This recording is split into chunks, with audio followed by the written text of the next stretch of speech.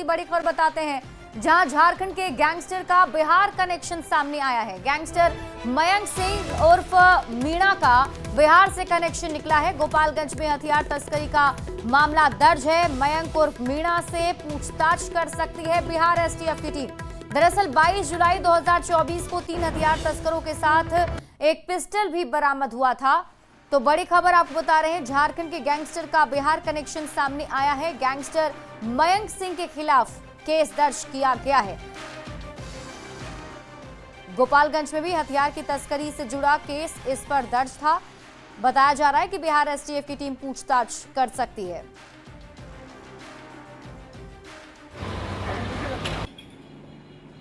Gangster Lawrence Bishnoi के कुख्यात गुर्गा मयंक सिंह उर्फ मीणा सिंह का बिहार कनेक्शन भी सामने आया है। अजरबैजान से जब झारखंड एटीएस ने उसे प्रत्यारोपण कर झारखंड लाया, तब बिहार पुलिस भी एक्टिव हो गई है। मयंक सिंह उर्फ मीणा सिंह पर बिहार के गोपालगंज में यूपी बिहार के सीमावर्ती इलाके में स्थित कुचायकोट थाने में हथियार तस्करी का मामला दर्ज है। ये मामला 22 जुलाई 2024 को दर्ज हुआ था, जब हथियार तस्करों ने ग्लो पिस्टल लेकर तस्करी की थी।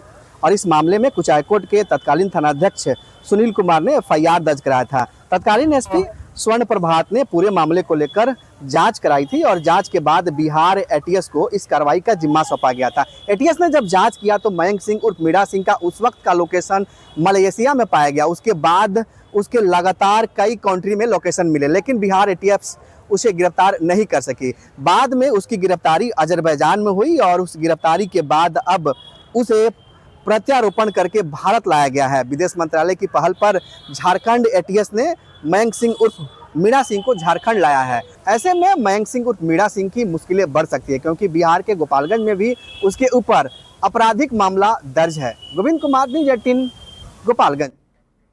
बड़ी खबर आपको गया जिसे बताते हैं, जहां फल्गु नदी का जलस्तर बढ़ने से निचले इलाके के कई गांव में पानी घुस गया है और मोहनपुर के मुहाने पर बाढ़ जैसे हालात हो गए। अचानक नदी में बाढ़ आने से और पानी का तेज बहाव हो जाने की वजह से एक महिला और एक पुरुष के तेज पानी में बह जाने की खबर है। हालांकि महिला के शव को पुलिस ने बरामद कर लिया है, जबकि दूसरे व्यक्ति पानी के तेज बहाव में बह गए। इसका एक वीडियो भी सामने आया, जिसमें नदी के बीचों बीच पानी के तेज बहाव में एक व्यक्ति फंसा हुआ दिख रहा है। ये तस्वीर आपके टीवी स्क्रीन पर आपको दिखा रहे हैं। लाल घेरे में जो तस्वीर आपको नजर आ रही है, ये उस व्यक्ति की है जो पानी में फंसा हुआ है। काफी देर तक व्यक्ति बीच नदी में फंसा रहा, नदी के बीचों बीच झाड़ियों को पकड़कर खड़ा रहा, लेकिन कुछ देर के बाद वो तेज बहाव में बह गया। 3 बजे पानी आया था और यहाँ के लोग पुलिस प्रशासन को सूचित किया, सीओ को, जो सीओ आया और मौके से चले गए। और हम लोग जो है बतासपुर और सिलौंजा के गांव जो है त्राही हो गया और रात में किसी प्रकार का कोई सहायता नहीं, कोई ना बिजली, अंधेरा। पूरा बतासपुर गांव जलमग्न है, हर एक घर में पानी घुसा हुआ है। और इसका मेन रीजन है डैम जो बनाया गया है वो क्लोज कर दिया गया है। वहीं जहानाबाद में 1 महीने के भीतर फल्गु नदी में दूसरी बार जलस्तर में बढ़ोतरी से घोसी, मोदनगंज और काको प्रखंड के दर्जनों गांव जलमग्न हो गए हैं। हुलासगंज के इलाके में भी इसका असर देखने को मिल रहा है। NH 33 के मिल्की गांव के पास सड़क पर पानी आ जाने की वजह से गाड़ियों का परिचालन ठप हो गया है। नदी का पानी गांव के खेतों से होकर सड़क और गलियों तक पहुंच गया। भारथू गांव पानी से घिर गया है, लोगों को घरों से निकलना मुश्किल हो गया है। शाहपुर पंचायत के अधिकांश गांव भी जलमग्न हो गए हैं। खिरौटी गढ़ गांव के करीब 50 घरों में पानी घुस गया है। ऐसे में लोगों ने सरकार से राहत और मुआवजे की मांग की है। पास के एक भी गांव नहीं बचा हुआ है जहां बाढ़ से प्रभावित नहीं हुआ है। पूरे पंचायत के सभी किसानों का धान गलने का स्थिति में है और अब यहां बाढ़ का जो स्थिति उत्पन्न है, इससे किसानों को मरण का स्थिति उत्पन्न हो गया है। इसलिए हम बिहार सरकार, जिला प्रशासन से मांग करेंगे कि जल्दी इसको बाढ़ घोषणा करें और किसानों को उचित मुआवजा दें। बढ़ेंगे आगे। गयाजी में प्रधानमंत्री मोदी की रैली में मंच पर आरजेडी के 2 विधायक देखे गए। नवादा से विधायक विभा देवी और रजौली विधायक प्रकाश वीर मंच पर एनडीए नेताओं के साथ मंच साझा करते नजर आए। अब इस तस्वीर के बाद और आरजेडी विधायक के बगावत ने तूल पकड़ लिया है। जेडीयू एमएलसी नीरज कुमार ने कहा कि जल्द ही पॉलिटिकल ऑपरेशन भी दिखाई पड़ेगा। अब पॉलिटिकल ऑपरेशन शुरू हो रहा है। उन्होंने कहा कि अब आरजेडी और कांग्रेस में विधायक रहना नहीं चाहते हैं। टिकट की गारंटी मिलने के बाद भी कोई रहने को तैयार नहीं। ऐसा पॉलिटिकल झपास चलेगा कि आरजेडी को ग्राहक खोजने में परेशानी होगी।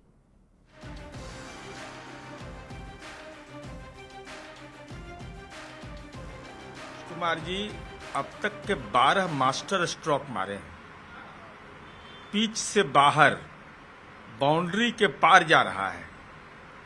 तो ये तो कल्याणकारी योजनाओं में, अब पॉलिटिकल ऑपरेशन शुरू। तो 2 माननीय विधायक, आदरणीय प्रधानमंत्री जी, माननीय मुख्यमंत्री जी के मंच पर मंचासीन।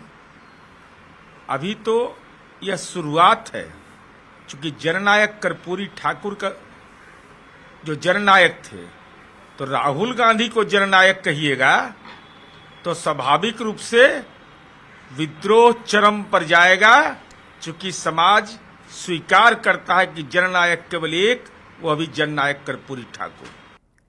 तो वहीं नीरज कुमार के पॉलिटिकल ऑपरेशन वाले बयान पर आरजेडी और कांग्रेस ने भी पलटवार किया है। क्या कुछ कहा है, आपको दिखाते हैं। जेडीयू आरजेडी पर क्या बोले?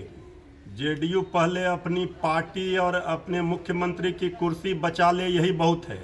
अभी तेजस्वी यादव जी सिग्नल दे देंगे तो जेडीयू का पूरा कुनवा ही बिखर जाएगा। आगे आगे देखिए होता है क्या। अभी कई नेता एनडीए के संपर्क में हैं। अभी वो 2 विधायक जिन्हें कल तक बलात्कारी अपराधी बता रहे थे, आज मंच की शोभा उनसे बढ़ा रहे हैं। इंडिया गठबंधन ने जितनी भी योजनाएं की घोषणा की है फिलहाल के दिनों में, आपने देखा होगा कि एनडीए और एनडीए के लोगों ने उस योजनाओं को चुरा कर अनाउंसमेंट करके लागू करने का काम किया है। जिस पार्टी के पास ना नियत है, ना नीति है, ना नेता है, ना विजन है, वो पॉलिटिकल नैरेटिव की बात करते हैं जो खुद अब हाशिए पे आने वाले हैं। आरजेडी और कांग्रेस बिहार की जनता के साथ साथ अपने नेताओं और कार्यकर्ताओं का भी भरोसा खोते जा रही है, क्योंकि डूबते नाव की सवारी कोई नहीं करना चाहता। इसकी बानगी देखने को मिली कल गया में। माननीय प्रधानमंत्री श्री नरेंद्र भाई मोदी जी के मंच पर 2 आरजेडी के विधायक वहां बैठे थे। खलबल मची है विरोधियों में। अब तेजस्वी यादव जी को टिमटिमाता हुआ लालटेन लेकर प्रत्याशी खोजना पड़ेगा। तो गयाजी में पीएम मोदी की सभा में आरजेडी के 2 विधायकों के शामिल होने पर जीतन राम मांझी का बयान भी सामने आया। मांझी ने कहा कि कल की रैली किसी पार्टी की नहीं थी। पीएम मोदी मगध के विकास के लिए सौगात लेकर आए थे और सभी को उन्होंने आमंत्रित किया था। जो लोग आए, हमने उनका स्वागत किया। मांझी ने कहा, राहुल गांधी और तेजस्वी बिहार में जिन मुद्दों को उठा रहे हैं, उनकी बातों से निराश होकर उनके विधायक एनडीए में शामिल हो रहे हैं। सभा थी वो कोई पार्टी की सभा नहीं थी, वो बिहार के विकास में एक नया आयाम देने के लिए और खास करके मगध के विकास के लिए विशेष सौगात लेकर के हमारे प्रधानमंत्री जी आए थे और सभी लोगों को दिया गया था आमंत्रण और लोग आए। हम उनका स्वागत करते हैं। लेकिन इसी बीच में कुछ बातें ऐसी चल रही है कि उनके पार्टी वाले लोग बड़ा नारुष्ट हैं और सोचते हैं कि वो एनडीए फोल्ड में चले गए। तो हम समझते हैं कि यदि सचमुच में वो एनडीए फोल्ड में हैं तो इससे साबित होता है कि एक तरफ राहुल गांधी और तेजस्वी प्रसाद क्या बात लेकर के समझे घूम रहे हैं और दूसरे तरफ उनके बातों से फ्रस्ट्रेट होकर के उनके विधायक एनडीए फोल्ड में आ रहे हैं। तो गयाजी में पीएम नरेंद्र मोदी ने मिशन डेमोग्राफी लाने की बात कही थी और इस मुद्दे पर जेडीयू के राष्ट्रीय कार्यकारी अध्यक्ष संजय झा ने कहा कि डेमोग्राफिक कमीशन जो है वो बनाया जा रहा है और इस कमीशन के तहत घुसपैठियों को चिन्हित कर कार्रवाई की जाएगी।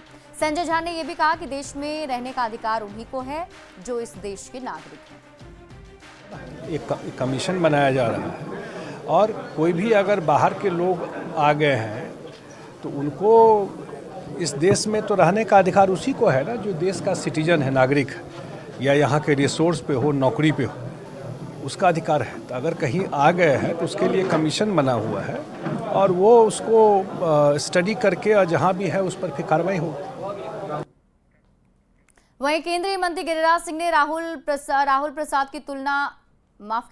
प्रसाद की तुलना धृतराष्ट्र से कर दी है। उन्होंने कहा कि लालू प्रसाद अपने बेटे तेजस्वी को गद्दी पर बिठाने के लिए धृतराष्ट्र की तरह व्याकुल हो उठे हैं। उन्होंने महाभारत का उदाहरण देते हुए कहा, जैसे धृतराष्ट्र की नीतियां और गलत सोच के कारण उनका बेटा दुर्योधन राजा नहीं बन पाया, वैसे ही तेजस्वी यादव को सीएम बनाने का लालू प्रसाद का ये सपना अधूरा ही रह जाएगा। नहीं याद होगा कि बिहार की स्थिति क्या थी। आज एक व्याकुल भारत आत्मा, वो आत्मा अपने बेटे को आप धृतराष्ट्र का नाम सुना है ना महाभारत में, ये लालू प्रसाद धृतराष्ट्र के रूप में व्याकुल है अपने बेटे को गद्दी पर बिठाने के लिए, लेकिन ये सुयोधन दुर्योधन ही बनेंगे, फिर ये महाभारत ही करेंगे। वहीं केंद्रीय मंत्री गिरिराज सिंह ने लालू प्रसाद की तुलना धृतराष्ट्र से की तो इस पर आरजेडी ने पलटवार किया है। वोट चोरी के आरोपों में घिरी हुई है, धृतराष्ट्र बनकर वोट चोरी देख रही है, वो क्या धृतराष्ट्र पर ज्ञान देंगे? अरे जनता का सुनामी श्री तेजस्वी यादव जी के साथ है और बिहार के चुनावी महाभारत में कृष्ण की सेना तेजस्वी यादव जी पांडवों की जीत होगी। वहीं बिहार में एसआईआर को लेकर राजनीतिक दलों के बीच घमासान मचा हुआ है और इसी बीच किशनगंज से एक ऐसे रैकेट का खुलासा हुआ है जो फर्जी निवास प्रमाण पत्र बनाता था। हैरानी की बात यह है कि ये काम वो पूरे ऑर्गेनाइज्ड तरीके से करता था। पुलिस ने जब आरोपी से पूछताछ की तो उसने कई चौंकाने वाले खुलासे किए हैं। क्या है सीमांचल में फर्जी सर्टिफिकेट का खेल, इस रिपोर्ट के जरिए समझिए।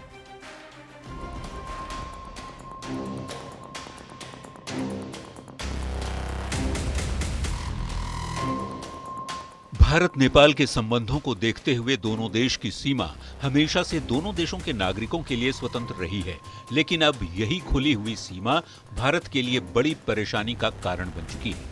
बड़ी संख्या में लोग नेपाल से आते हैं, जिसमें से कुछ फर्जी कागजात बनवाकर यहीं बस जाते हैं। बिहार में पिछले कुछ सालों से ऐसे कई लोगों को अरेस्ट किया गया है जिन्होंने फर्जी डॉक्यूमेंट तक बनवा लिए और इसमें साथ देते हैं फर्जी डॉक्यूमेंट बनाने का रैकेट चलाने वाले लोग। किशनगंज में एक ऐसे ही फर्जी रैकेट का भंडाफोड़ किया गया है जो लोगों के फर्जी आवास प्रमाण पत्र बनाते थे। इनका मोडस ऑपरेंडी यही था कि एक लिंक इनको उपलब्ध कराया गया था और ये करीब 200 रुपए हर आवेदक से लेते थे और एक लिंक के माध्यम से फर्जी प्रमाण पत्र को जारी करते थे और उनको उपलब्ध कराते थे। जानकारी के मुताबिक अब तक 100 फर्जी सर्टिफिकेट जारी किए गए थे। दरअसल भारत नेपाल बॉर्डर के दिघल बैंक प्रखंड स्थित तलवार बंधा गांव में फर्जी आवास प्रमाण पत्र बनाने के मामले में एक व्यक्ति को गिरफ्तार किया गया। दिघल बैंक राजस्व अधिकारी ने इसकी पुष्टि की कि ये प्रमाण पत्र विभाग द्वारा जारी नहीं किए गए थे। मामले की जांच के लिए एक विशेष टीम भी बनाई गई है और चारों आवासीय प्रमाण पत्र का जब सत्यापन किया गया तो यह पाया गया कि आरटीपीएस के माध्यम से उनको निर्गत नहीं किया गया है और ये चारों प्रमाण पत्र संदिग्ध पाए गए। और जब जिन महिलाओं का वह निवास प्रमाण पत्र जारी हुआ था उनसे पूछताछ किया गया तो यह बात की पुष्टि हुई कि यह चारों प्रमाण पत्र जाली थे। किशनगंज में बड़े ही ऑर्गेनाइज्ड तरीके से ये गैंग ऑपरेट कर रहा था, जिसके पास से 2 दर्जन से ज्यादा फर्जी प्रमाण पत्र,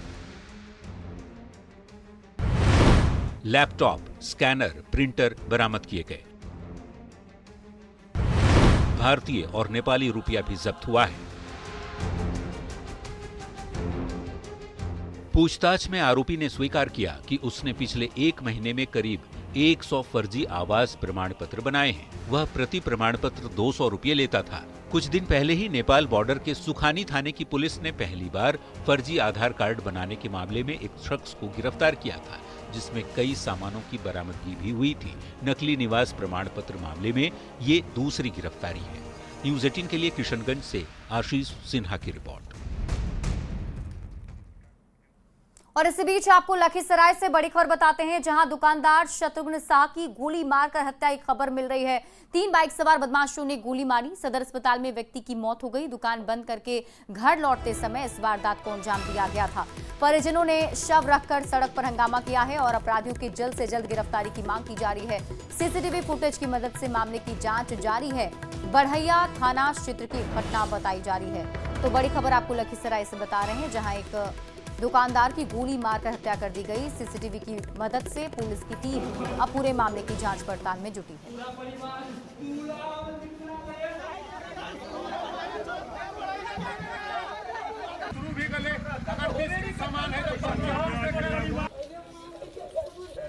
तो किसी से किसी को दुश्मनी हम लोग को नहीं है। हम दुकानदार हैं बस, बाकी किसी से हमको कोई दुश्मनी नहीं है, कोई लफड़ा नहीं है, कोई ली नहीं है। जी शत्रुघ्न कुमार। इमरजेंसी डिपार्टमेंट में मृत अवस्था में आया। हम लोगों ने CPR किया, लेकिन कोई रिस्पांस नहीं हुआ। प्यूपिल सब डायलेटेड था, फिक्स्ड था, नॉन रिएक्टिंग टू लाइट था, पल्स नॉट पल्पेबल था, BP नॉट रिकॉर्डेबल था। क्लिनिकली पेशेंट डी कर चुका था। लखीसराय के बढ़ैया थाना क्षेत्र में दुकानदार शत्रुघ्न शाह की हत्या को लेकर deputy CM Vijay Sinha postmortem house पहुंचे। उन्होंने मृतक के परिजनों से मुलाकात करते हुए अपराधियों के जल्द गिरफ्तारी का भरोसा दिलाया। साथ ही कहा, घटना में शामिल अपराधियों को बख्शा नहीं जाएगा। ऐसे लोगों पर सरकार कड़ा एक्शन लेगी।